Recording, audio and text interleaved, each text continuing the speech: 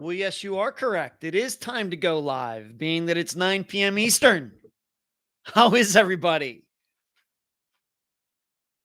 It's beautiful. It's beautiful here in Clearwater Beach, Florida tonight. I hope it is beautiful where all of you are.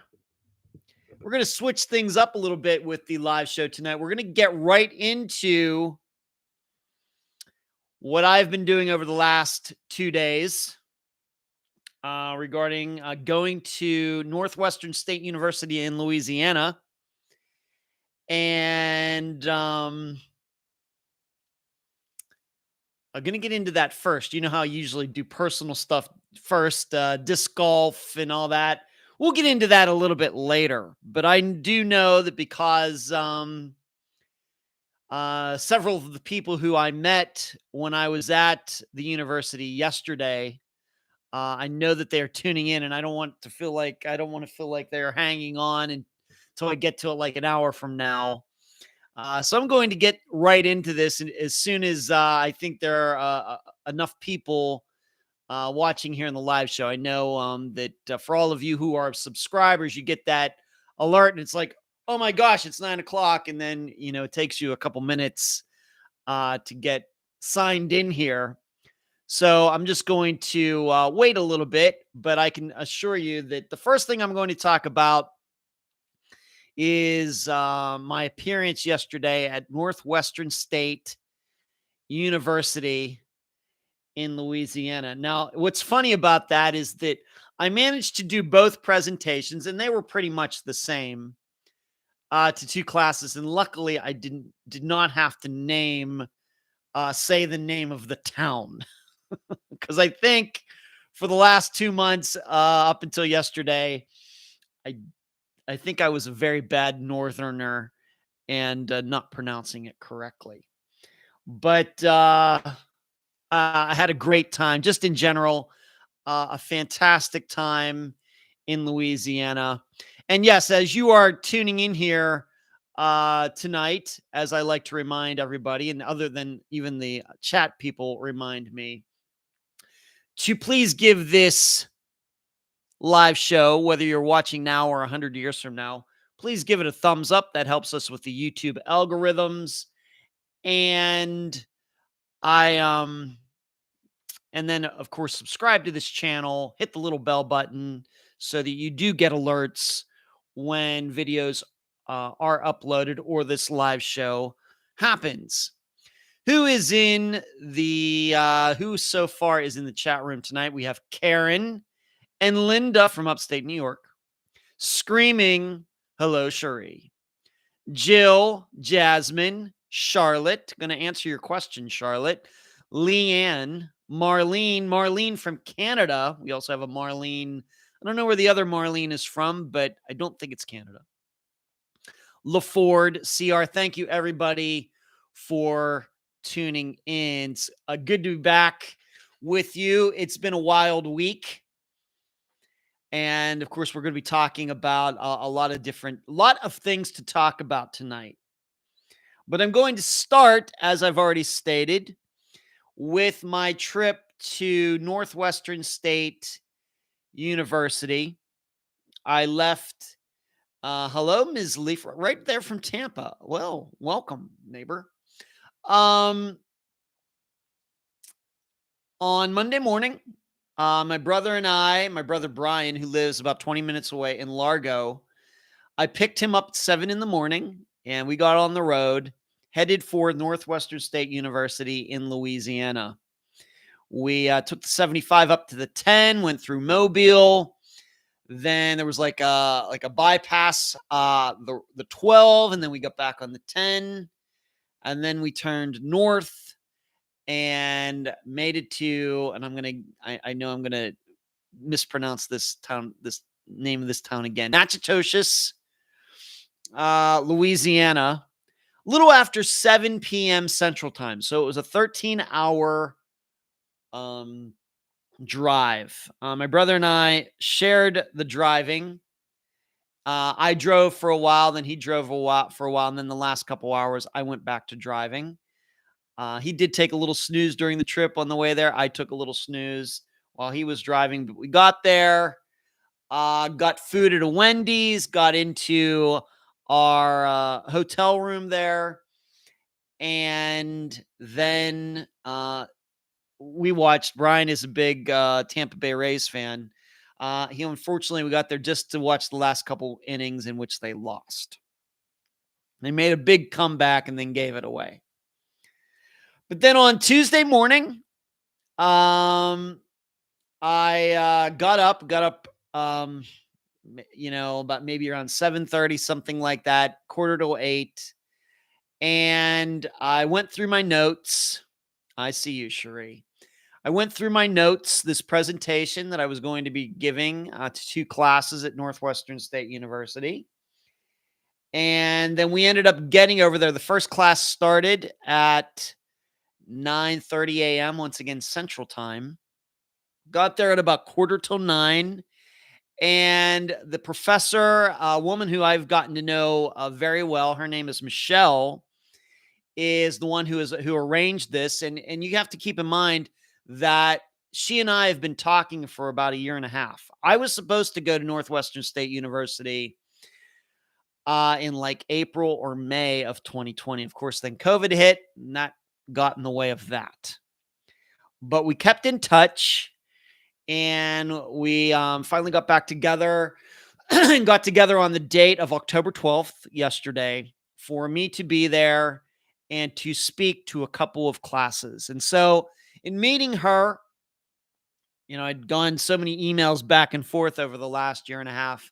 Finally got to meet her. She greeted us. Another professor there, her name is Kim, was there. We went up to the classroom. We got there, like I said, I was there, more than a half hour early.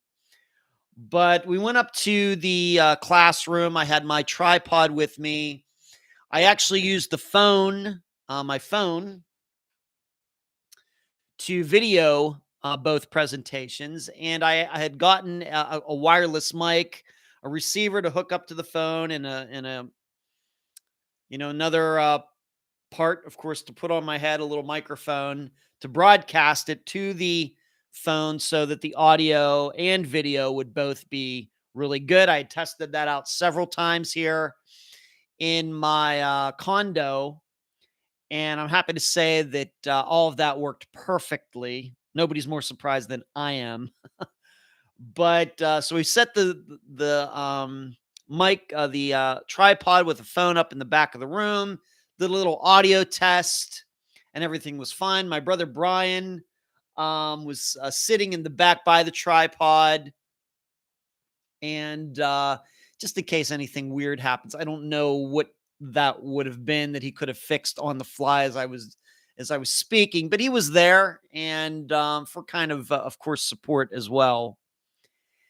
And the first class, 9:30 a.m., and then some other professors were there. A woman named Sharon, and so the first class happened, and I thought it went really well. I wasn't too nervous. I have a lot of experience in this area, speaking to people, and in fact, in talking about with the people that I met there about my prior experience and doing something like this. I talked about Star Trek and being able to entertain people. That was an entertainment, of course, job. And so this was not as stressful as that, surely.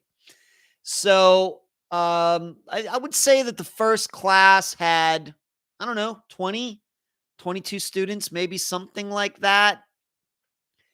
And it was great. The power presentation, the PowerPoint presentation, I brought a thumb drive with me that I could just stick into their computer and move the file over. And it was up on the big screen. Everything it could not have worked out better. There's just no possible way that all of this could not have gone more smoothly. It did, just 100% smoothly. And so I started into the first presentation, just following what's on the screen. Like I said, I had practiced this last week. actually practiced it at like 15 minutes of it at a time. And so it took me like 4 or 5 times to get through the entire PowerPoint practice. And it went well. It was actually a little long, I have to admit, and I know some of the people who I met are watching here. I was a little disappointed in myself that at the end there was still a little piece to go, and it would have been, well, how, being we have all these different types of disappearances and um, the problems of investigation. What are the issues right now? Actually the last part of the presentation, once again, we just ran out of time. My fault. Was, well, then how do some disappearances get solved? What happens in that process to have them solved? And I had 3 different examples of the way disappearances have been solved. And for all of you who follow the program, I was going to talk about Zoe Campos, Crystal Morrison, and Esther Westenbarger. 3 disappearances that were eventually solved in kind of different ways. Definitely different circumstances for each. And then how they got solved was different. And maybe I can get to that next time. And that is an alteration I will be making in the presentation for when I go down to Nova Southeastern next month, because I surely want to talk about that. Because in the presentation, I did talk about disappearances that got solved, but I want to get a little deeper into that. And there, Kimberly, thank you very much. You see everybody in the chat room. Kimberly is one of the professors at Northwestern State. Thank you very much. It was great meeting you. Yeah, thank you. Thank you so much.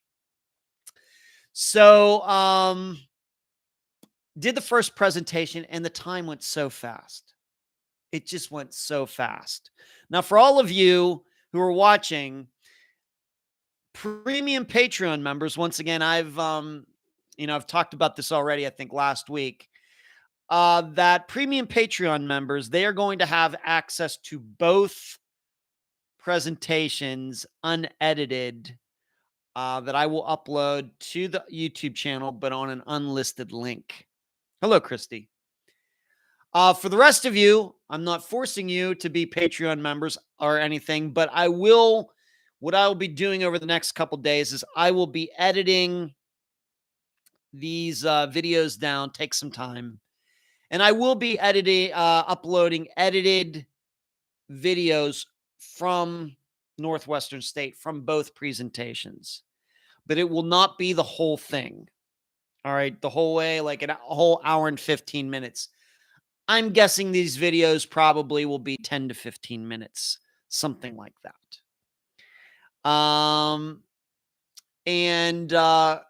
So just so all of you know, so if you're wondering, well, am I going to get to see any of this? You are. But premium Patreon members are going to get to see everything from the start to the finish. Everybody else, it's going to be edited down. And there are reasons for that. And as you can imagine, it's one of those paradoxes where it's easy to just upload the whole thing an hour and 15 minutes, then upload something that's 10 or 15 minutes, because I'm going to go through, and what I would say, I'm going to pick out what I would say are the highlights from those presentations and put it all together. So for regular YouTube subscribers, they're going to get kind of a highlight reel.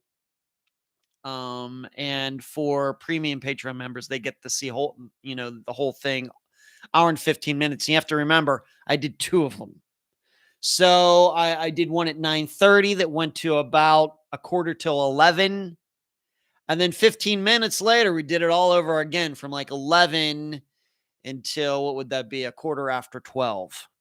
And both of them just went so fast. I don't even know where the time went. I couldn't even tell you. And in fact, in the second one, and there was a little, like a little clock on a computer up like this desk area where I could look at the time. And I was trying to do that. But in that second one, I think the time got away from me a little bit. In fact, I think Michelle and Kim both had to give me the sign of, I think you got 5 minutes left. And I thought I had like 15 minutes left. So they went real fast. I got some great questions from some of the students. I did get, and some of you who follow the program for a long time, yes, I did get a David Polides question. I did. So that is on the video, and I promise that I will put that in for all of you. I will add that question in the highlights video that I upload to YouTube, because I know you'll want to hear what I had to say about that, because his name, I don't know, I wouldn't say it's once a month, but once every other month it does come up on this program for one reason or another. I had a student ask me about what I thought about him, and I was honest. Christy, hi. Kimberly, Michelle can't chat either for the same reason. Watching on the TV, I said, isn't my head huge? Doesn't my head look huge when you watch on the TV? I think it does. Thank you for posting that, Cherie. Patreon.com/Unfound Podcast. Hello, Marlene. Hello, Delane. Hello, Spleen. Screaming. I'm not saying it was Bigfoot, but it was Bigfoot Dave Polides. Yes. Yeah. Thank you. Thank you, Kim. I told you. But so like I said, I got to meet Michelle, Kim, Sharon, and then I wanted to get his name right, so it's right here on my phone. I actually got to meet the head of the department, and he actually came in between both presentations. So we were done with the first one, the students left, and then there was a little bit of downtime just for a few minutes. And he came in and joined us. His name is Dr. Mark Melcher. Yeah, he is the head of the Criminal Justice and Sociology Department at Northwestern State University. And he and I just stood there maybe 2 minutes and just had a really nice, cordial conversation. I thanked him for having me. And he was very complimentary, and I can't thank him enough. And so I got to meet him, the head of the department. I don't think he sat in for the second presentation. I'm sure he is a busy guy. I'm not offended by that at all. I'm sure he had other things to do, but that he came in and we shook hands. And like I said, stood there and talked for a minute or two. Was great. The second presentation, same as the first one, but sometimes, I maybe didn't use, of course, the exact same words. I think probably the reason that I got a little bit of the time issue became the time issue became an issue in the second one is because I realized in the first presentation that maybe I had missed a couple comments, and I tried to put those into the second one. And I think that kind of course, pushed that a little further, toward where, I had to be wrapping everything up. But just to give you an idea, the way that the presentation was crafted, I started out, of course, giving my resume, the bio of the program, who I am. Then, why are disappearances important? Why do they matter? Why should we take them more seriously than maybe they're being taken serious, how they're looked at right now? They need to be taken more seriously. What can we do to change that? Then I gave kind of what is a disappearance, just the basics. What is a disappearance?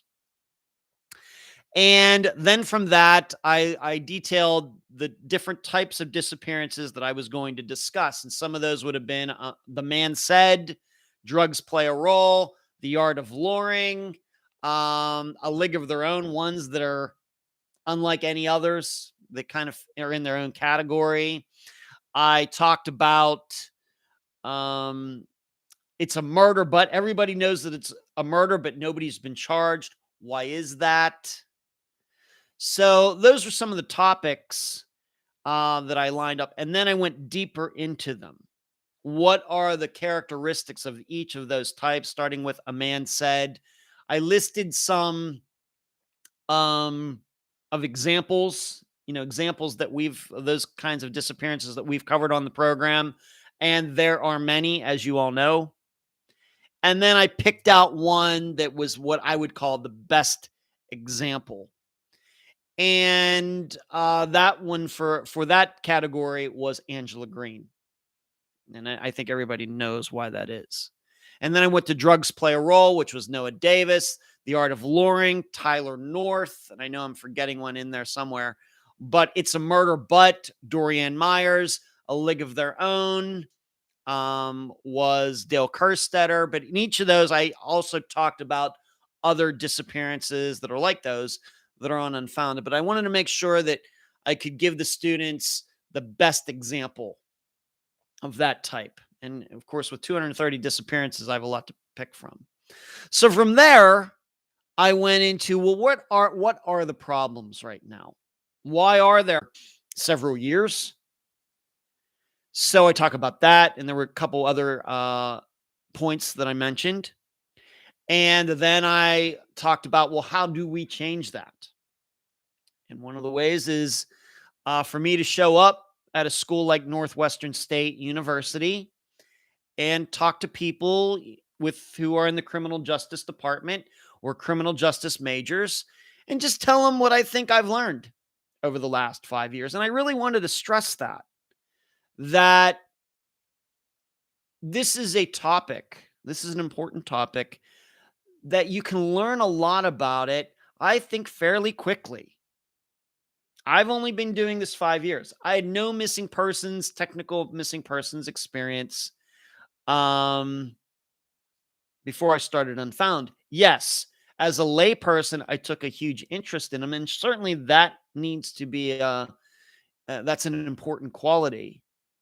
But I really didn't start studying them until I started the program. But here, 5 years in, although I continue to learn like the rest of you do, I think I've gotten to the point where I believe I can pass on my knowledge on to others. And that's what I tried to stress with the students, is that you can get interested in this too, and you can have an impact on people's lives. This isn't something that is going to take 20 years to master. It also helps that there's not many people doing this.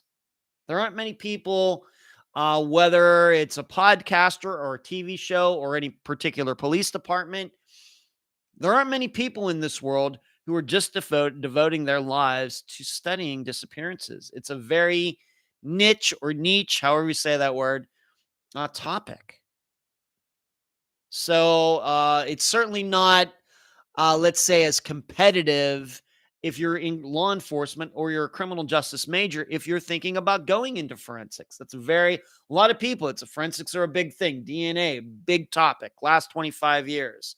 Everybody watches the Forensic Files and CSI and all these things. And it's like, I want to do that. And I get that, even though we realize that real life isn't like Hollywood. But it's also very competitive. There's a lot of people who are trying to go into that. Whereas disappearances are important too. And not as many people seem to have a professional interest in them. Well, if you can learn a lot, you're going to be able to make a lot of headway. So that was also something that I talked about with the students. And so then, like I said, I talked about some of the problems right now. How do we fix them? And that was about as far as I got. Like I said, the last couple slides of the PowerPoint were regarding solved disappearances that we covered on Unfound that have been solved and how they got solved. And the three I would have spoken about are Zoe Campos, which we know that she ended up being found in the backyard, buried in the backyard of Carlos Rodriguez's house. But I was going to get really into details with that.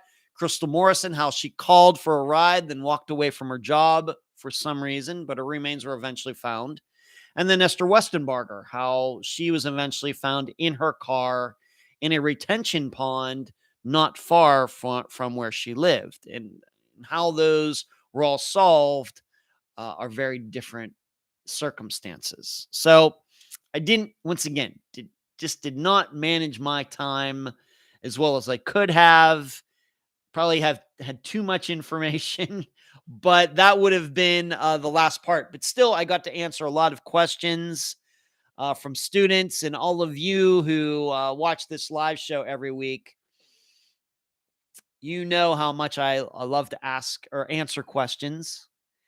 And of course, most of those questions for the presentation happened at the end, but I for future presentations, somebody wants to ask me a question or something right in the middle of the PowerPoint, that's fine too. That's fine too. And so it just went so well. Just I don't know how it could have gone any better at Northwestern State University. Going there, my brother Brian, who is, what is he, 18 years older than I am. He was even saying he couldn't remember the last time he was on a college campus. And the campus there did kind of remind me of the school I went to, Grove City College in Pennsylvania, kind of the same kind of red colored brick and architecture and everything. So the classroom was just a regular classroom. I know at Nova Southeastern that Dr. Telesco has reserved like 150 seat auditorium or something. This classroom that I spoke in, I guess it could have sat maybe 40 people, and that was great. I didn't feel like I needed to shout to anybody. I could just speak in my regular voice pretty much, which is loud anyway. But then on the other hand, it didn't overload the microphone that I was using where my phone was going to be picking up the audio. So that size of classroom was just right. It could seat about 40. I'm going to say maybe like I said, the first presentation, maybe 20, 25 students. And the second one, maybe 15, 17, something like that. So I would say around 40 to 45 students I got to speak to over the course of those two presentations. And it was good.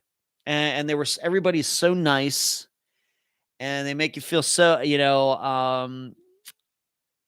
just felt like you knew these people for a lot longer than I did. And my brother felt the same way. And of course, my brother, maybe, he's a talker. So he can pretty much get along with anybody. But we had a great time. And the presentation went well. The video came out well. The audio came out well. And it was a pleasure to be there. And on top of everything else, as Brian and I are leaving the campus, what did we see? We saw a disc golf basket. That's true. They had a disc golf basket right set up in this one grassy area, like with some trees and everything. And it was right there by this little street that goes through the campus. So that cracked us up quite a bit. And Kim says you had students on teams too. Oh, yes, that's right. Thank you for reminding me, Kim.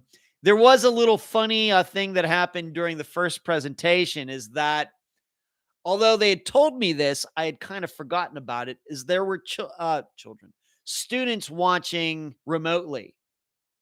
Now, I didn't stand in front of the camera where they could see me the whole time, but they could certainly hear me. And so in the first presentation, we were into the last maybe 10 minutes. And there was like a pause in the action. I don't know if I was getting ready to answer another question or I was thinking, and just out of nowhere, this voice just came out of nowhere. It was like God speaking to me, just out of nowhere. And I had a good chuckle about it. It was caught on camera. So maybe I'll put that in the videos that I post to YouTube as well. And here was a student that was watching remotely. And like I said, I had kind of forgotten about it. And the student asked me about, current disappearances that I'm working on for the episodes. And actually what what's current now is this trial that I'll be going to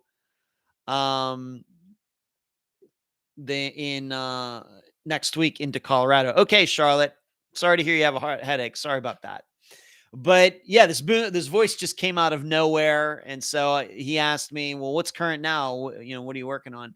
And so I said, "Well, what's current right now is me going to Colorado next week to testify, and I'll be talking about a little bit more about that later in this live show." So, myself and the class had a good chuckle about that because even after the I stated was that I thought for a second, is that God talking? Because that's what it was kind of like. It did not happen in the second presentation, though. But I still understand that there were students who were watching. So yes, Kim, thank you for reminding. There were students who were in the class, but then there were students who were watching remotely as well. I don't know how many that would be, but at least one of them got to answer or ask a question in that first presentation. And it was just kind of a funny thing that happened the way it happened. So then after the presentation, after we were all done, the faculty that I got to meet, Kim, Sharon, and Michelle, myself, and my brother Brian, we went to a Mexican restaurant there in town called Nikki's. It was very, very good. I had fish tacos, of course. My brother had a crawfish enchilada, which he said was excellent. And we just kind of talked about the program, talked about myself, how I got into this. Brother did, talked a little bit about me and everything. And we just had this really good conversation. And unfortunately, I've not had a chance, but there were some pictures taken. And I've not had a chance to post those pictures in the group or on the page, and on Twitter, elsewhere, and on the, of course, the website, the unfoundpodcast.com. But I will get that done so you can see the pictures of myself, my brother Brian, taken with faculty members at Northwestern State University when we were having lunch after. So it was really, really good time. I, of course, am very open to going back whenever they will have me. I thought the students were great. They seemed engaged. When you do something like that, you try to make as much eye contact as possible, but you don't want to make it creepy either. So I think as a public speaker, you have to kind of vary it between making eye contact, but then looking up at the screen, looking at the computer screen that I had, maybe looking out the window. And I think that kind of, you've maybe even noticed when I do this live show, when I'm thinking about something, I'm kind of like looking up in the air, trying to look for the right words. Try to vary where your eyes go, because if you make too much contact, like I said, then it gets like weirdy. But it was good. I was a little nervous, but not not overtly so. I have to tell you this. I certainly was not as nervous there as I've been on the disc golf course sometimes over the last few months. Who knows why? I don't know. I know that fear of public speaking is one of the biggest fears that people have. But it's not close to mine. Like I said, I was nervous, but it's not a fear for me or anything. Maybe, once again, I have a lot of unique experience in that area, so maybe that has something to do with it. Even going back to high school and performing and all of that. But just got there. I've listened to it. I've not watched all the videos through. I've just been doing too many other things. By the way, I got back here at 5 a.m. and slept until like 3 this afternoon. So there's that.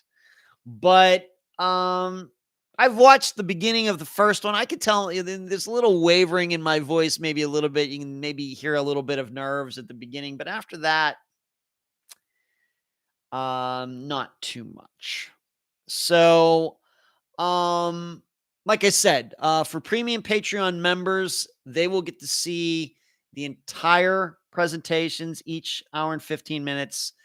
For everybody else, I will be editing these videos down to about a 10 to 15 minute video, kind of the highlights. And that will be posted to this YouTube channel. Once again, though, it's going to take me a little while to do that, but I promise to get that done.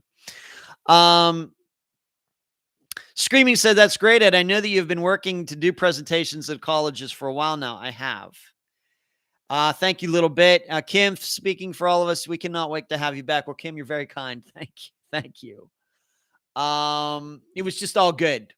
I know that my brother had a great time as well. I'd asked him to go a couple months ago for a variety of reasons, because I was driving that far. And in addition, he and I had not been on a road trip in a very, very, very long time. And just a lot of things there for the support there, for somebody who afterwards can give me constructive criticism.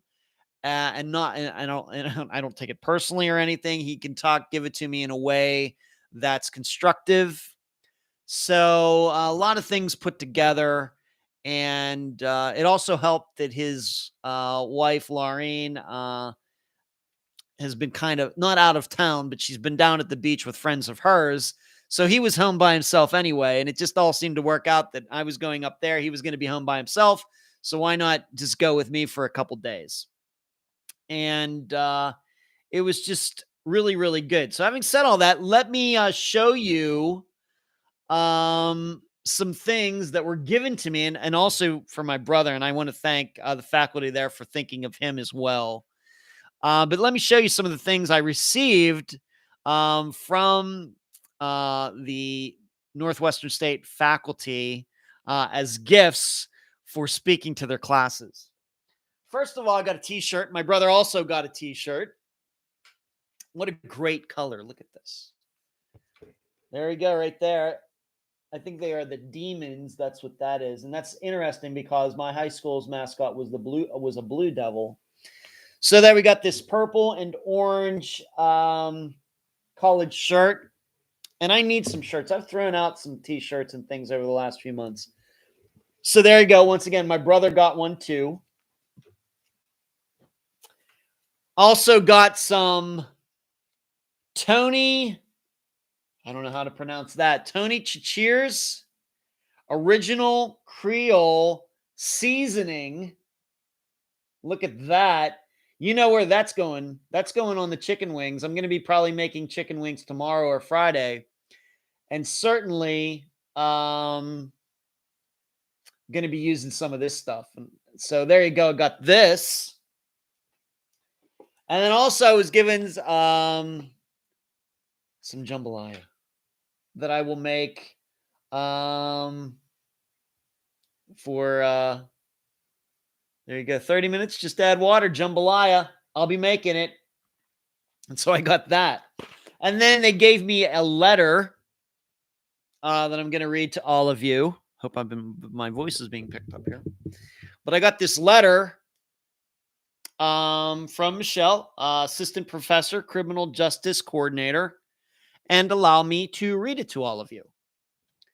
Dear Mr. Denzel, I'm writing on behalf of the Department of Criminal Justice, History, and Social Science at Northwestern State University. We would like to extend an invitation cordially and formally for you to be a guest speaker on Tuesday, October 12th, 2021. As our guest speaker, you will be addressing an audience of students, primarily from our degree program in criminal justice. However, students of other majors, faculty, and staff have been invited. You may choose to present in lecture, discussion, or workshop format. You'll be presenting in a technology-abled room. If you have any questions about specific technological needs, please reach out to us. We believe your work on the Unfound podcast will represent our students with valuable insights into the work and dynamics of missing persons cases, map analysis, citizens investigative journalism, and podcasting. We welcome your expertise and look forward to hearing your lecture and discussion. There you go. From, once again, the woman who I've been coordinating with to show up there at Northwestern State. Her name is Michelle Holcomb. So that is spectacular too. So that was the trip. I just anything you do in your life, and from a sports standpoint, you're not supposed to have expectations because that causes nerves. But we know that we all have expectations in the things that we do, whether it comes to work, dating, family, watching a particular TV show. You hope it's going to be really good. We all have these expectations. And I have to state that my expectations were easily surpassed in going to Northwestern State University. Just, from their standpoint, being prepared, having me, everything being, really arranged really well. And then on my side too, that I thought I prepared in the right way. The presentation, the way I set it up, was pretty good. Like I said, probably could have been a little shorter, but once again, you never know until you get there. But the technology side of it, the video, the audio, everything, it just completely was once again beyond my expectations. And I extend a huge thanks to the people at Northwestern State University. Michelle, Kim, Sharon. Let me make sure I get his name right again. Dr. Melcher, and everybody else who helped it come together. So that was my trip.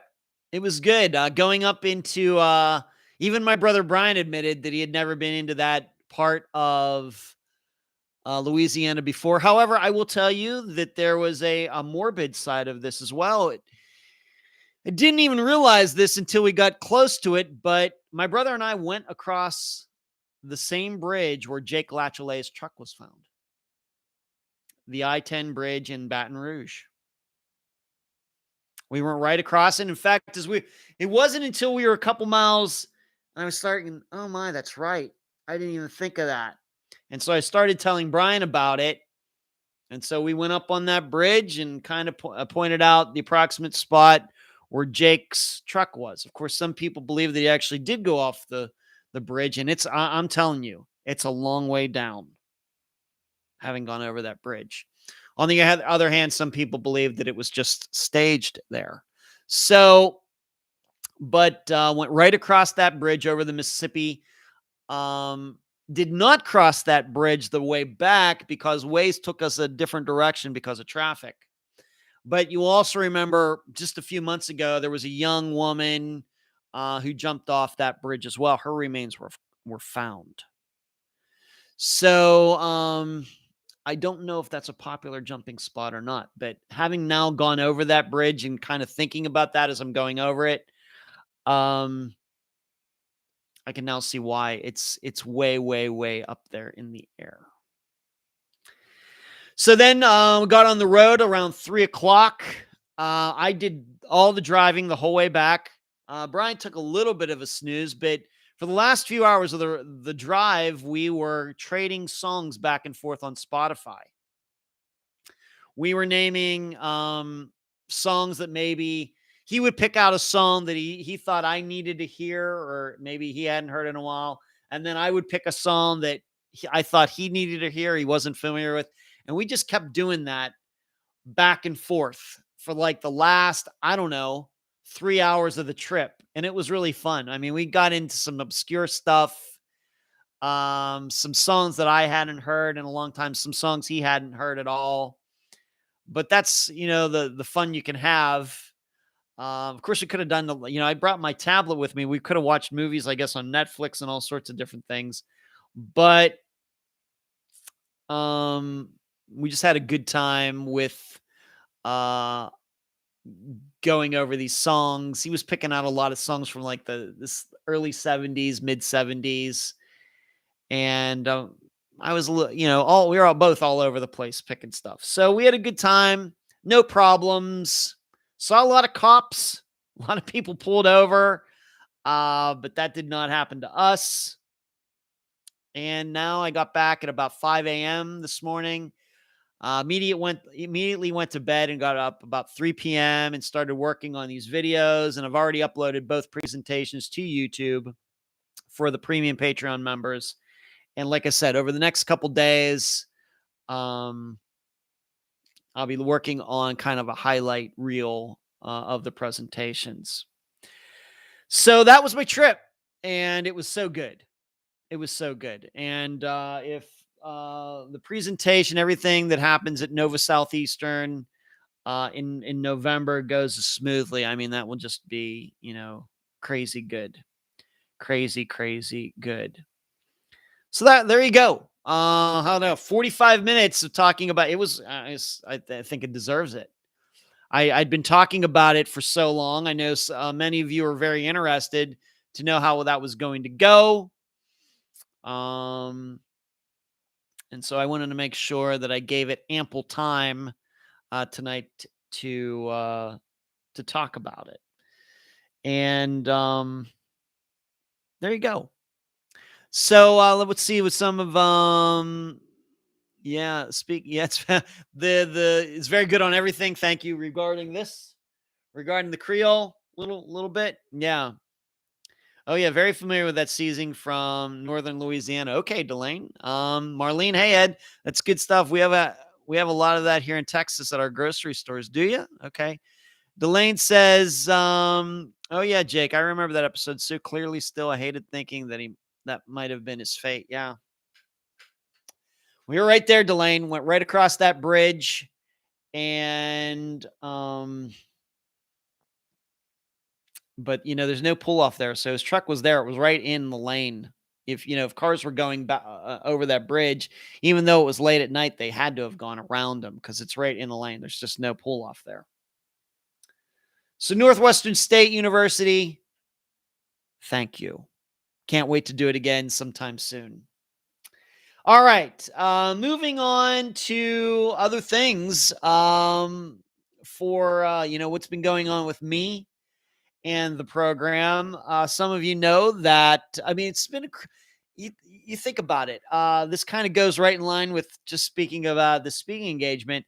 On Saturday, my brother Brian and I, once again, my brother, we went to see Kiss on Saturday evening at over here at the Hard Rock Hotel and Casino on the other side of Tampa. What a spectacular show.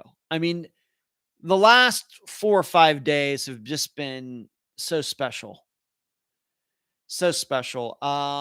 We went over there. I had pizza over there. I know it's not supposed to be part of my diet, but I did it. And then Kiss put on just a crazy great show. They started at 9 and they went right to, there's a sound curfew over there of 11. They went right up to 11 o'clock. 19 songs, solid throughout. Did some songs that I could have never suspected, like Do You Love Me? Which is one of my, which is a great tune. I hope, I know that people say that like about the Rolling Stones because they're old and everything, but that these guys, of course, Gene Simmons is into his 70s. Paul Stanley, I think, is my brother Brian's age. So he's like 69 years old. And the guitar player, drummer, I think, are around late 50s or 60 years old. And that they, put on all that makeup, put on all those costumes and everything. And they're riding platforms and there's just explosions and crazy stuff. And then on top of all that, playing their instruments and everything. It was a crazy good show. It was packed. It's sold out. It had to have. I just can't imagine any more people being there than there were. Like 14,000 people. And it was just so good. It was just crazy good. So we went from this crazy, excellent concert. I'm so glad I went. And then kind of Sunday was kind of like a down day, getting everything prepared to go to Louisiana. And then just to have a great experience for these 2 days in Louisiana. It was just 4 days of just perfection. It really was. I hope that continues next week when I go to Colorado. So I went to see Kiss, And I would suggest anybody who um, is into them, or you just like a show. I mean, even if you're not so much into their music, you just think, well, Kiss, that's kind of weird. They just put on, you just don't see shows like that anymore. Of course they can afford to do it. There's just no, and me, my number one band is Iron Maiden, and they have their own shtick and their own stage presence and everything, and they've sold more. I would say I think Kiss has been a more radio friendly band than Iron Maiden, but I think Iron Maiden has sold maybe more albums than Kiss has. But from a mere spectacle point of view, nobody outdoes Kiss. Not possible. Just not possible. And, with all the songs that they have, and it was just I'm so glad that we went. Not sure. My brother and I have actually, we've talked about Metallica is going to be playing at the Daytona Speedway, but the tickets might be sold out, I think he said. I don't know. But I'm not as huge a Metallica fan. I'm a way bigger Kiss fan than I am Metallica fan. And that's the whole way over in Daytona. So not sure what we're going to do about that. Kristen, thank you very much for your contribution. Kristen, and yes, you're Alice Cooper. I'm a big fan of Alice Cooper. I've never seen him. I don't know if I don't like him enough to pay money to go see him, but it's kind of the same thing with the whole makeup stuff, I guess. Delane, musicians come off stage drenched in sweat even without costumes. Can you imagine that heat from them? Delane, I can't. And it's outside. This venue's outside where they were playing. Now, granted, they started at 9:00, but it's still 80 some degrees out there. And on top of that, they were in here in Tampa on Saturday night. They went to Atlanta and did the exact same show the next night in Atlanta. It's crazy. They're crazy. I just hope when I get to 70 years old, I can do that. Just unbelievable. Thank you, Kristen. Thank you so much. Thank you. So there's that. Going to the Kiss concert, had been really looking forward to that. Got to do that. And that was, once again, another moment of perfection. And, the casino over there on Saturday night was packed. And wherever you are in the COVID-19 thing, there were some people wearing, masks, but we walked down to the poker room and it was packed. It's a huge poker room and it was packed. And it was, from my standpoint, it was good to see it, but of course it's a Saturday, a big concert's happening there. I guess all of that put together, it stands to reason there's going to be a lot of people there, but, walking inside there, it reminded me of my days in Las Vegas and going to a Vegas casino on a Friday night or something. It was that crazy there. And this is, and that casino's out in the middle of nowhere. I mean, I know it's technically Tampa and everything, but it's on the way to Orlando. It's certainly not right in downtown Tampa. I mean, anybody who goes there has to drive there. You can't walk there. So, it was good to see that. It was just a spectacular night as well. Have not played any disc golf since last Wednesday. Just no time. Just too much going on. Too much stuff to do. I am going to probably play on Friday because I'm playing a one round tournament on Sunday. But I just haven't had no time to play. Speaking of gifts, being that I got some gifts going to Northwestern St University, I want to show you what my assistant Natasha got me. Now, she had sent it to me once. And as I mentioned that I believe I believe we have a thief in this complex. I had a guest of the program send me something in August through the Postal Service from from Atlanta. Never got here. Vanished somewhere. Now, Natasha sent me something, and it was through Amazon, and the Amazon driver was here, and I was actually conducting my own investigation, if you can believe it, on the premises. I went down to the security guard. They have really good security systems set up here. They've added some cameras over the past year, and so we actually went back and looked at the time that the Amazon driver was here, and did she put the boxes on the table, and it seems that she did. I think we have a thief on these premises. Pretty sure. And in fact, I found out that there was another resident here who's complained about boxes not showing up. And I actually went over to her condo, but she wasn't there. I spoke to her roommate, and I'm hoping that we can coordinate on something to try to figure out what the heck is going on here. Because it can't be the delivery service. One's the Postal Service, one's UPS, two totally different. I know the Postal Service technically isn't a company, but delivery services is not technically a company. You know what I mean? So I'm going to put my investigation skills to work on that to try to figure out what is going on there. But right now, I'm a little bit convinced that there's somebody who is going down there and just taking boxes and walking off for them. Now, that shouldn't be it. Of course, that should happen nowhere. That shouldn't happen anywhere. But in a place like this, in a building with security and all of this, and as I've stated before, to buy one of these condos in this building, they are not cheap. Now, I'm renting. I'm getting off easy. But something's going on here.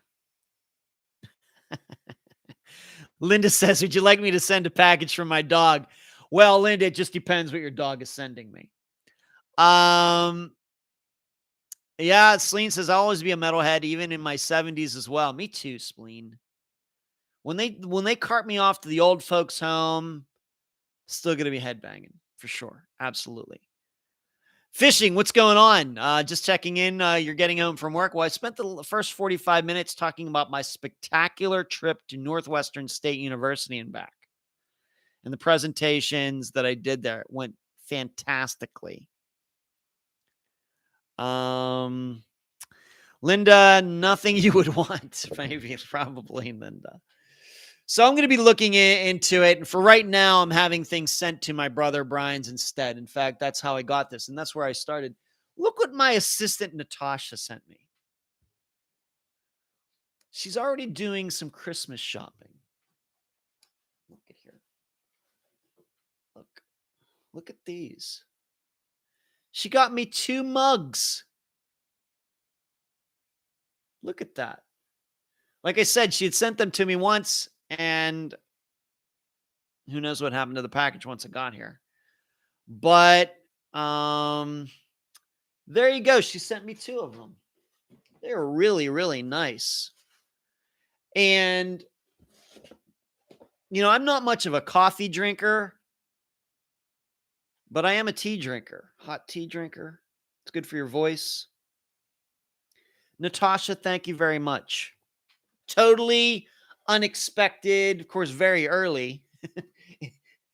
We're not even to Halloween yet. But yes, they are Christmas tree mugs. Double wall dragon glass is what they're called. So there you go. Delane, my first thought would be office staff or cleaning staff, but you could have a really odd, eccentric neighbor in the building. Yeah. I have some ideas, Delane, but of course I'm not going to mention them here. Christine says, rushed inside last night by 9 p.m. to catch the live show, then spent some time online trying to figure out why. It wasn't until I realized it was Tuesday. Christine. Well, at 9 p.m. last night, Christine, I don't think I was into maybe I was just getting into Florida, maybe still in Alabama, something like that. It would have been a little hard for me to do the live show last night.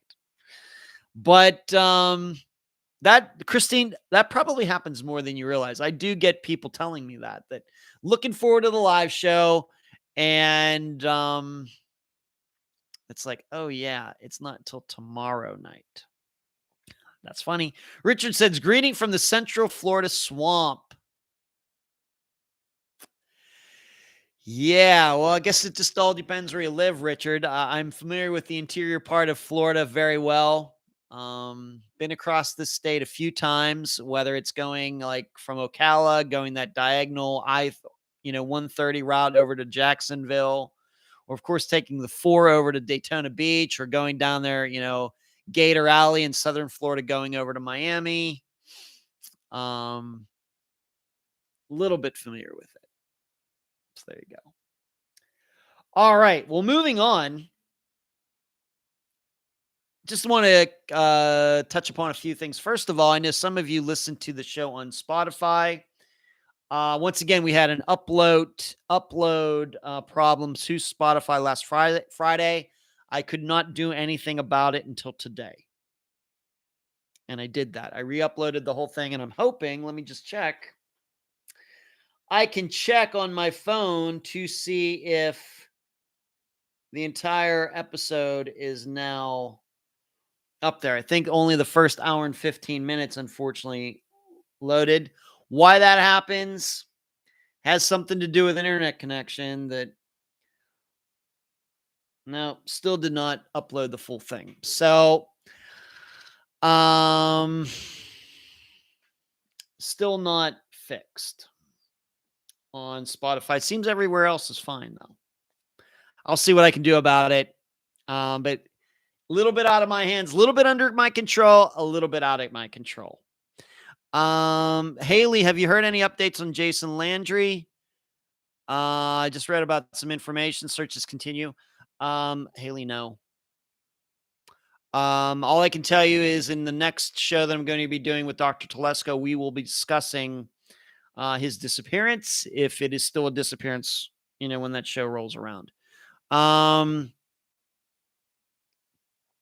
So Haley, not to my knowledge.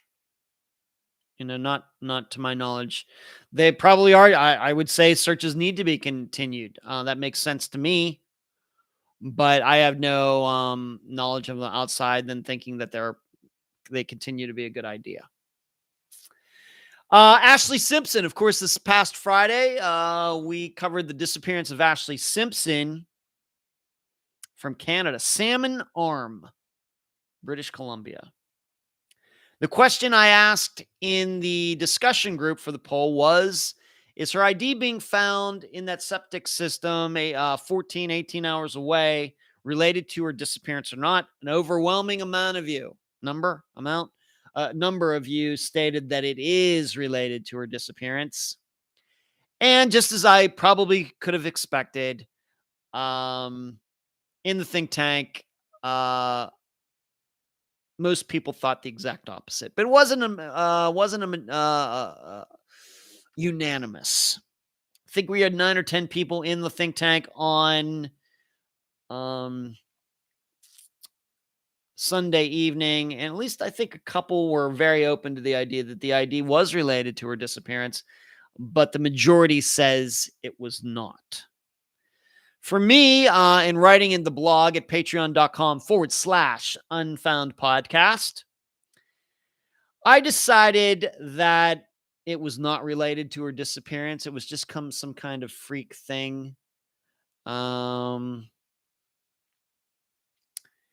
I got to writing about, it all depends on how these septic systems are vacuumed. Are they done, completely every time? I think there's still a lot of words I used to use.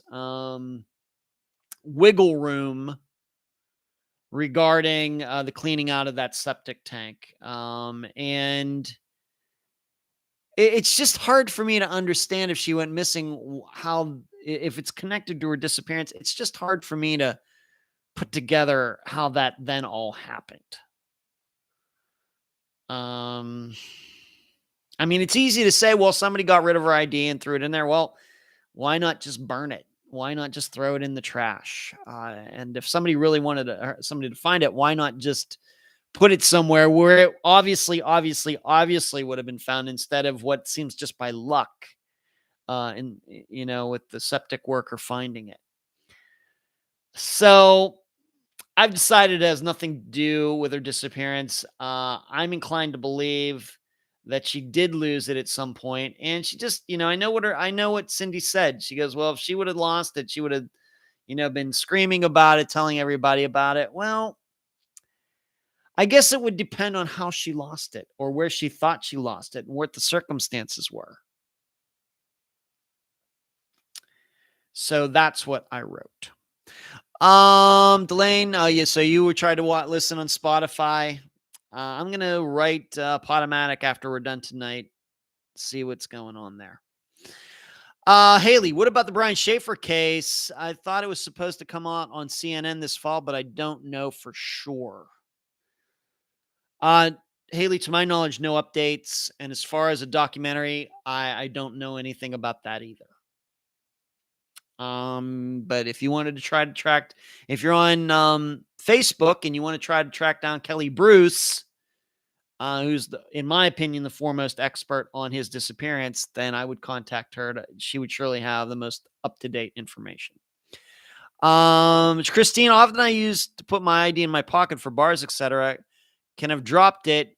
How many have dropped the phone in toilet? And it's funny you mentioned that, Christine, because we talked about that in the think tank. We talked about all of our experiences being around toilets and dropping things in them, whether it's a phone or for some people who are married, their wedding rings.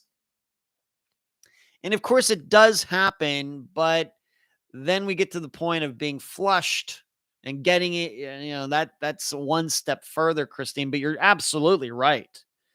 And in fact, I stated in the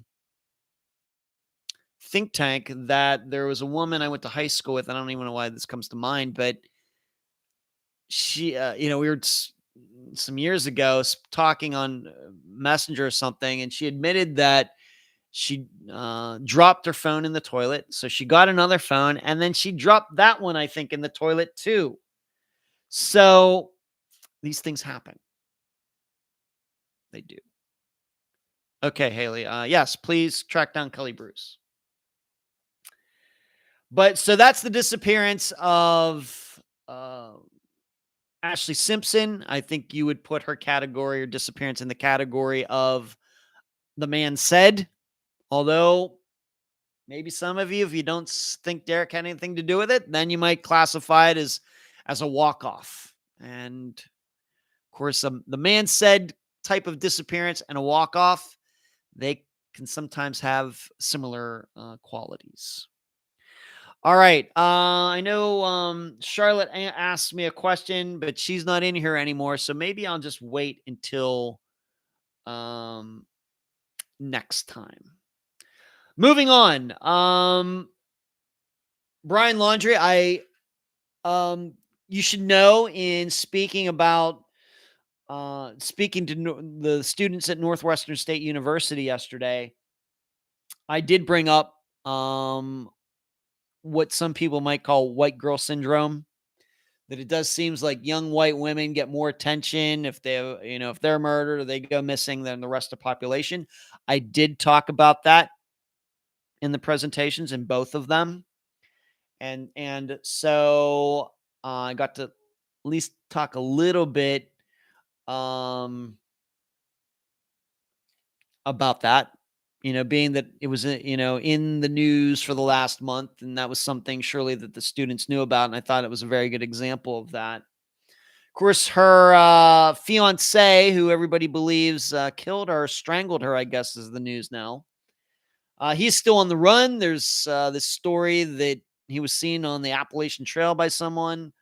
I'm not inclined to believe that, but I'm not involved in the investigation. I know as much as all of you do. In fact, I probably know less than many of you who are following it energetically. But it did bring up something that my brother Brian brought up to me between the presentations. So I was done with the first one and I went back to talk to him about it. How did he think it was? And he even asked me, have I ever covered a disappearance where the missing person is a fugitive like Brian Laundrie? And it was like, no. And, and it was something that, I haven't, I thought about it at one time. I certainly would cover a disappearance like that. But I really had not thought about it for a long time. But then he brought it up and I was like, yeah, that was an idea at one time. And I'm still very open to it, but it's just not been a foremost concern. But so maybe we'll try to do that. If there is somebody who committed a crime or, a murderer who they know who it is, and the guy or woman just seemed to drop off the face of the earth, went missing. Yeah, let's give it a shot. I'd certainly be open to doing that. I don't know who the guest would be. I don't know, what all the circumstances would be.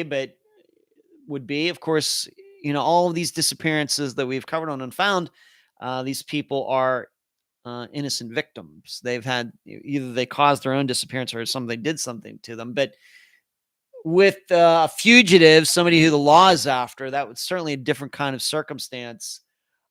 Sure, I'd be open to that. Alice, hello, Ed. How are you, my friend? Good to see you, Alice. Good to see you. I'm doing fantastic. I don't know if you're just tuning in now, but the first 45 minutes, I was talking about my visit to Northwestern State University. It went very, very well. So if you missed that, go back and check it out. Marlene, not sure if my chat came on. Hi again, Haley. I was wondering about the documentary stuff myself. Did we miss it? Marlene, I really don't know. I'll be honest with you. I don't know. All I can tell you is I think that if the Brian Schaefer documentary had played anywhere, I think Kelly would have told me about it. Maybe not. But if some of you have said you're looking for it and haven't seen it, I'm just guessing it hasn't come out yet. But I think Kelly was interviewed for that, so I guess it just hasn't come out yet. Linda, just throwing this out there. Think tank members tend to help each other view a different perspective of the missing. You should think about joining. Yes, they should think about joining the think tank. Linda, once again, patreon.com/unfound podcast. $12 a month. I know that that's more than $2 a month, but you get a lot more stuff. The think tank Unfound on the Ground. In addition, when I do something special like these speaking engagements, you have access to the whole entire thing. So should think about that. Once again, patreon.com/Unfound Podcast, and the books and the blogs and everything else. I will, Haley and Marlene, I will have to put that on my list of things to do. I will message Kelly and see if she has any more information about that, because I really don't know. Yeah, Delane says she likes going to the think tank, bouncing ideas off each other. 40 cents a day. Linda, I'm glad you did the math and that was not left up to me. Thank you for doing the math. Okay, well, we got to talk about this. The Steve Pankey trial started today. And I posted in the group. I did not know they were going to do this. And I should say, for the record, I am going to try to stay away from that trial's news until the end of next week. Going to try to do that. I'm going to give it my best shot. But opening statements started today in Steve's trial. We have to remember the estimate, it's going to go 5 weeks, 120 witnesses. One of those people being me. Of course, I'm not a witness, but 120 people to testify. What started today, and they live streamed it. And I posted the link in the discussion group on the Facebook page. I think I also posted it on Twitter. I will get Natasha to post it on the website. But opening state comments from the prosecutor and the defense occurred today. I don't know if they're done. I don't know. I did not watch it. Now, my assistant Cherie told me that Unfound was mentioned in the opening statements by the prosecutor. I don't know what if the defense said anything. But I'm telling you the truth when I say I'm going to try to avoid talking about any of it or watching any of it. Because I think it's just best for me that I just go in and just not know what anybody else said. Once again, probably because of what I do. I will be, I guess, in the unique position. Thank you. There's the link right there. Cherie's posting. If anybody wants to check it out, the video is like 3 hours, something like that. And being that I don't know how many media people are going to be interviewed. I have no idea who else is going to be testifying. I don't know. But I'm going to, for example, take for granted that Steve's ex-wife is going to be asked to testify. That would make sense to me, along with investigators. But I don't know how many people in the media are actually going to be interviewed, whether going back to people who were around the disappearance and covered it back in 1984, 85, or even today. But being that I'm thinking I'm one of the rare media people who are going to be interviewed, and that just puts me in a weird position where, on one hand, if I'm following it, I'm going to have to talk about it or write about it or post about it or something like that. On the other hand, I'm going to be testifying the end of next week, and I just don't know how that all works. Like I said, I think that I've made the point since the first conversation that I've had with Michael Rourke and everybody else who was on that phone call, that I'm playing things on the safe side. I think as safely as is humanly possible regarding all of this.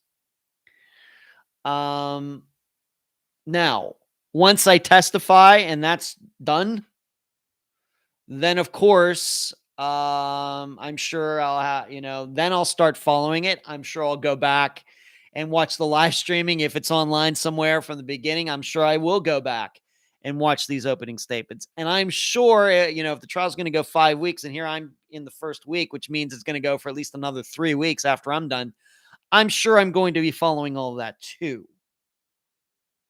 But to the point that, from now, which this time next week, I will be in Colorado. I don't know if I'm going to do a live show or not, but that's where I'll be. And so from now until I go up on the witness stand and get asked all the questions that are going to be asked me and everything, I think I'm just going to stay away from it. I just don't need that. I just really don't need anything more than that in my life. I have other things to do now in my life anyway. Having said that, and this is kind of giving away what we're going to do this Friday. I am going to be replaying the interview I did with Steve this Friday. That is this Friday's episode. All right. I am allowed to do that. Nobody told me that I couldn't. So the interview will play in its entirety. But don't expect a lot of commentary from me in it. All right. Just can't do that.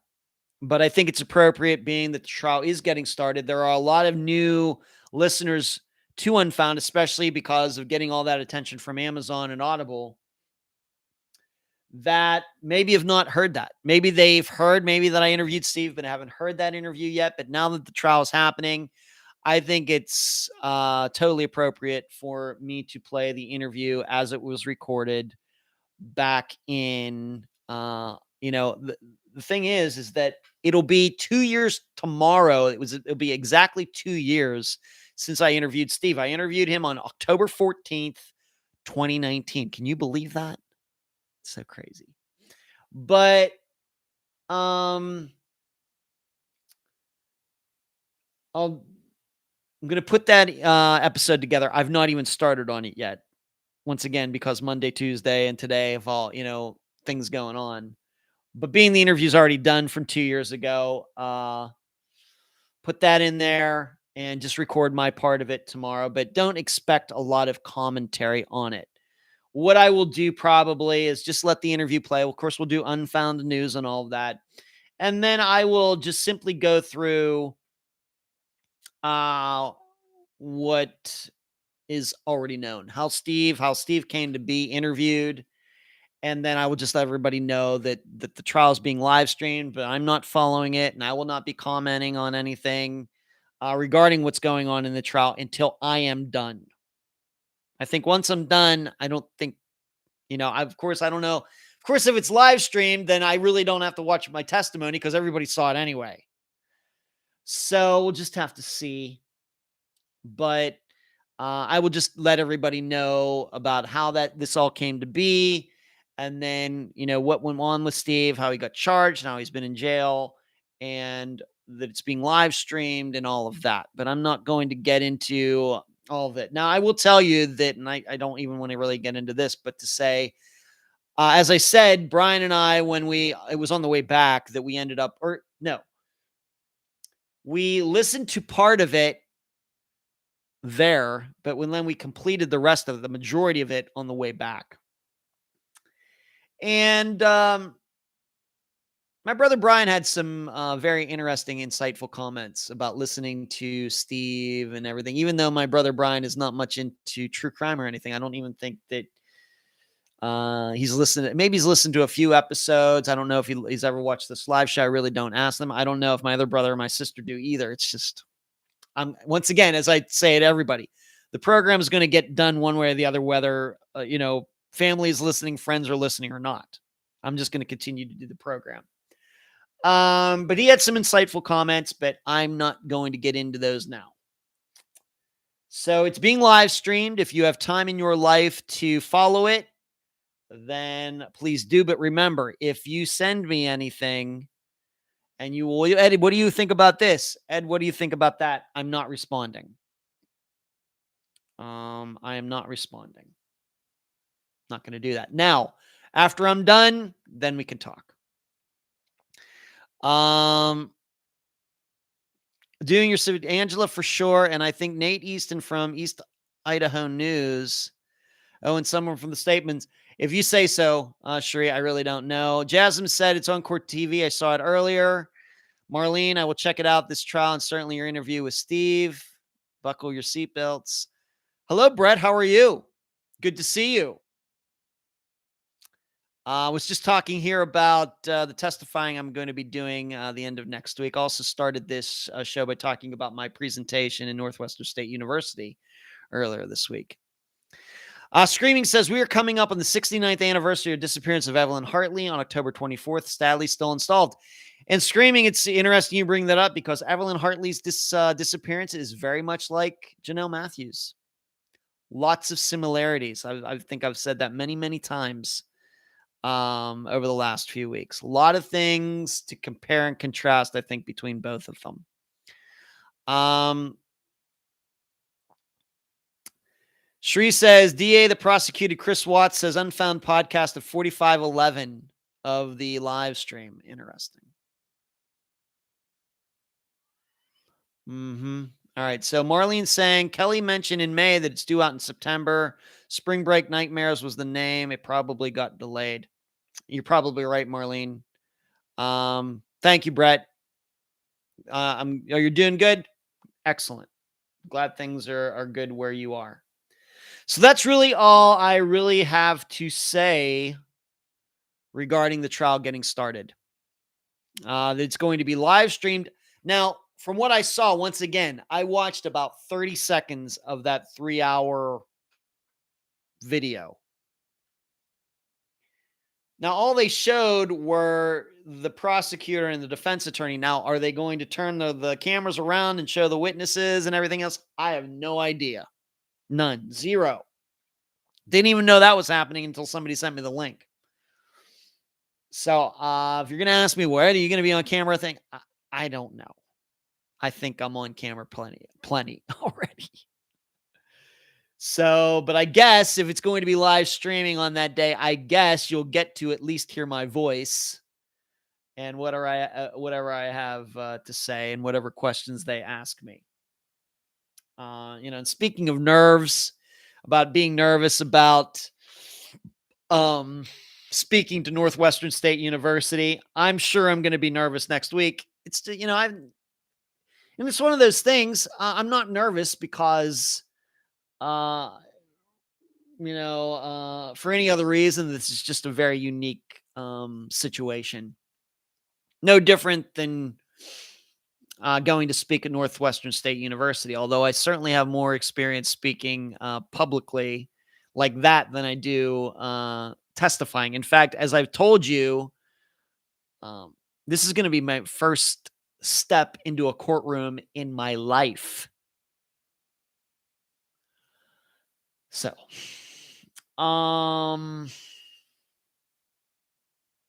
but regarding next week, Charlie Bravo, Cherie says they will show your face. Only choice is if you're a minor. Well, I better do my hair, Cherie. As for next week, it's going to be a unique week. I don't know what I'm going to do for an episode next week because I knew this was all going on. It was hard for me to schedule interviews and do all these things because I just wasn't sure how much time I was going to have on my hands. And it turns out not very much because of travel and doing these things. So for next Friday, I don't know what I'm going to do because I'm flying out on Wednesday morning and I'm not coming back till Saturday. That's going to make it a little difficult to put an episode together for a Friday when I'm in Colorado. And once again, I could be at the courthouse all day and not be able to get any work done at all. So I'm not making any promises is what I'm telling you. Now, you should know I already have an interview lined up for after I get back, a couple of them actually. So we should get back on track regarding that. But this week I knew because of going to Louisiana with this and being that I knew when the trial was starting, I thought it was most appropriate to play his interview again so all of you can rehear it or hear it for the first time. And then once I found out that when I would be going there, you quickly realize this is not like me going to Pennsylvania and hanging out with my dad for 2 weeks. It's not like that. And it's not even like if somebody were to come visit me, like my dad or somebody else, where I can still do the work and have all this stuff still set up. I think my interpretation of what's going to go on is they don't know if I'm going to testify on Thursday or Friday, which means I could sit at the courthouse all day on Thursday and just sit there. So you can't get any work done that way. So, the live show for next Wednesday night, once again, it will depend upon, I will take my computers with me, but we'll just have to see. I'm not making any promises regarding that. It's just going to be another weird week. And I knew coming into this month that October was just going to be, a very, very, very busy month. And on top of everything else, my sister Diane is over in Orlando right now. And I think that she would like me to go over there and see her. I don't know where I'm going to have the time between, tomorrow and next Tuesday to do that. I don't know. But she'll be over there for 2 weeks. And under normal circumstances, like when she was here last year, Went over, saw her. I did a live show, or I did a think tank or a live show while I was over there at her condo. We had a great time, even though it was still under COVID and everything, but we had a great time. But it's way busier this year than it was this time last year. Now, it seems to me in November, things will get back to normal around here, although I am speaking at Nova Southeastern University, but that's only like a 4.5 hour drive down there. It's not like driving to Louisiana, which was 13 hours. So, I can do my speaking down there that morning and, simply easily drive home that afternoon. So just some weird, wacky times going on with my schedule right now. So for next Friday's episode, what I'm saying is there may not be one. Just don't know. But like I said, I'm had some good conversations recently. I think I'm going to be doing an interview on October 24th. I think I told you that I was supposed to do an interview back in September, but the guest had a stroke. Now, the good news is she is recovering nicely. I don't know if there's going to be any long-term effects that she's going to suffer from that. But I texted her yesterday, or maybe it was Monday, and she said she would certainly be up for rescheduling the interview, and I'm excited about that. But there will be at least one other interview that goes with that episode as well. So we got some good things going on here. It's just like I said, just some weird times that nobody really can plan for. I know Emily continues to reach out to people, and we may be covering a disappearance within the next month that has something to do with an adoption. So that might be unique. Thank you, Marlene. Yeah. Thank you for that. That's very nice of you to say. So what else? So this Friday, that's really all I have for tonight's episode. Did I miss anything? I don't think I did. I know this is a little shorter than usual, but the circumstances are a little different than usual. So this Friday, we're going to once again, I'm going to play the Steve Pankey interview. And it'll simply be do an introduction. The interview will immediately play. I'll get some unfound news and business out of the way after that. And I have to remember, the interview with Steve is like 3 hours long. And I have to admit that the audio is not that great. And the reason at the time was because right before that, all the call recording apps on Android phones stopped working because they changed the operating system on the phones. And suddenly the interviews went from sounding pretty good and they went to sounding bad again. And then I had to work that out for a while before I got it all sorted out. That's why Steve's interview is not as high quality as it should be. And as I made the joke last week, it's kind of funny that one of the worst sounding interviews that I ever did is probably going to be the one that's the most well known. Who would have thunk it? Maybe something else that I didn't put here in my notes is that although I talked about it last week, David Fine, the documentary filmmaker, is continuing to work. I'd sent him an additional list of people that he could interview for this documentary that he continues to work on regarding the Charlie Project and Megan Lioness. And so I sent him a list and going to give him some contact information so we can get additional families interviewed and included in that documentary that he continues to work on. I know it's been over 2 years since he interviewed me, and it's going to be kind of funny when that documentary does come out because my hair looked like that then and now it looks like this now. So that's going on.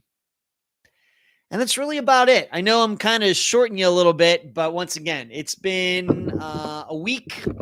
It's been a few interesting days.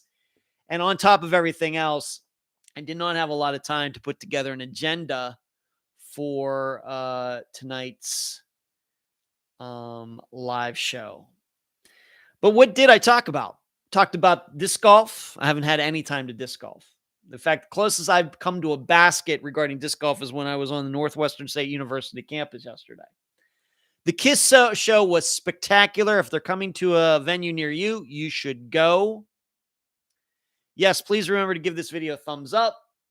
Got the beautiful mugs from Natasha. Oh, here's something. Here's something before I go.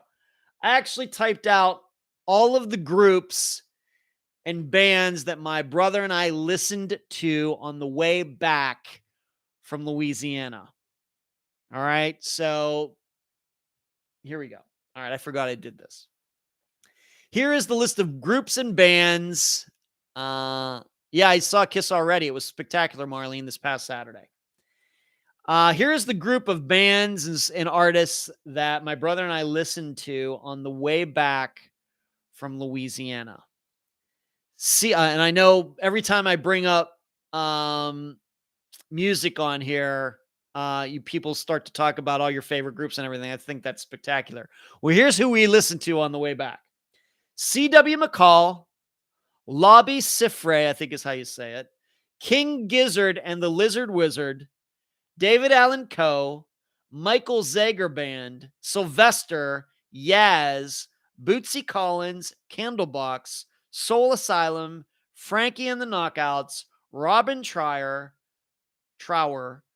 Men at Work, Jeff Beck, Steve Vai, the Jim Carroll Band, Squeeze, the Smiths, World Party, Presidents of the United States, Judas Priest, Walter Egan, Fleetwood Mac, Spooky Tooth, Coney Hatch, Boz Scaggs, Joe Esposito, George Michael, Sonic Youth, The Misfits, Uriah Heep, and, if you can believe it, Grace Jones.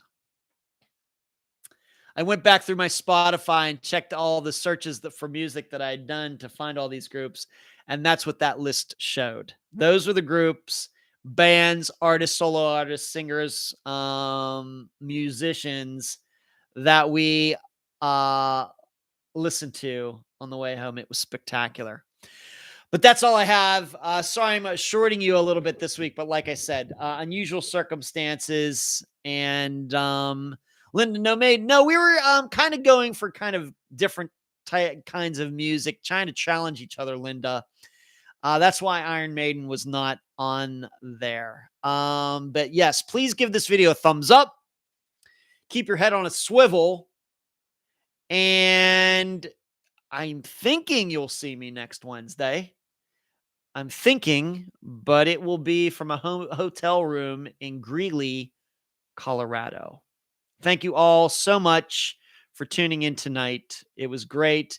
And I want to say a huge shout out to Northwestern State University. You get a huge A+ in my book. Thank you so much. Good night, everyone.